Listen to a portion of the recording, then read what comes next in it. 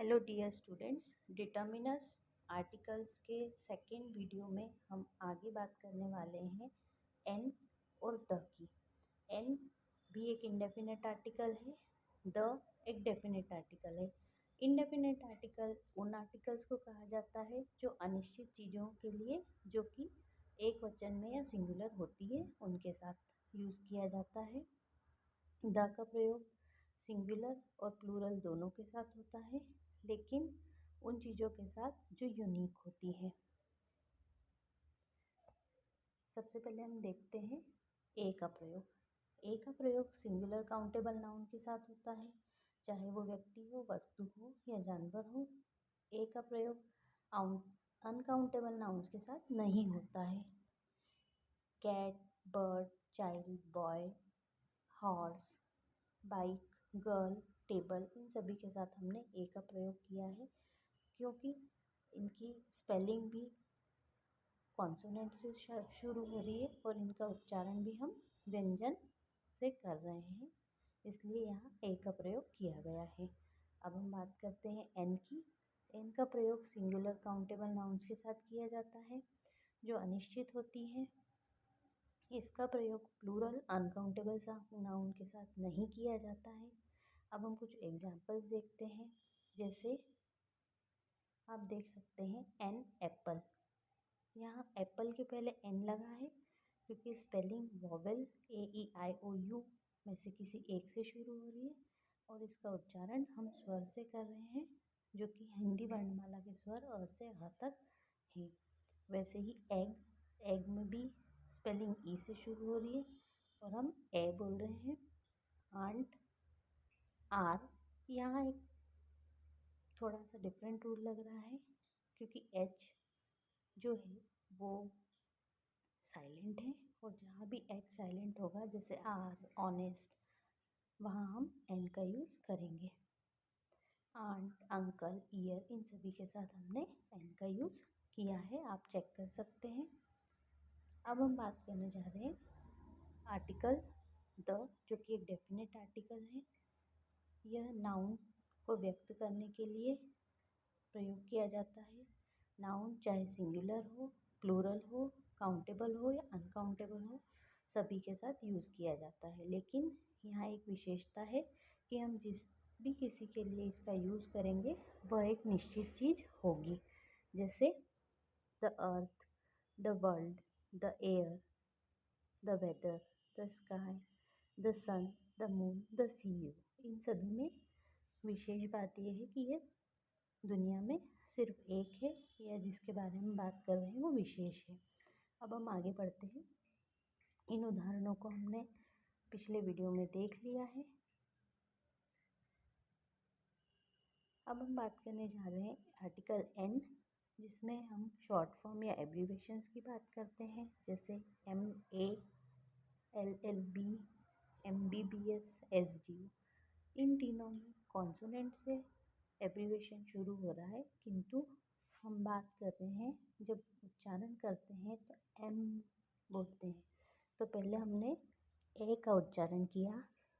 वैसे ही MBBS में भी एम, SDO में एस की, लेकिन BSc, BCom आदि की जब हम बात करेंगे तो एब्रीवेशन बी से शुरू हो रहा है और उच्चारण हम कॉन्सोनेंट कर रहे हैं, इसलिए यहाँ ए आएगा, न कि एन। अब हम आगे देखते हैं। जब हम एडजेक्टिव, नाउन को के पहले जब एडजेक्टिव होता है तब भी हम द का यूज़ करेंगे। जैसे इमॉर्टल, शेक्सपियर, तो इसमें हमने द लगाया है। द ग्रेट सीज़र, फिर हमने ग्रेट सीज़र की क्वालिटी बताई है, इसलिए हमने क्या लगाया है, द। ये कुछ और उदाहरण हैं जिन्हें हम देख सकते हैं। एन, द का यूज़ हम यूनिक चीज़ों के लिए करते हैं।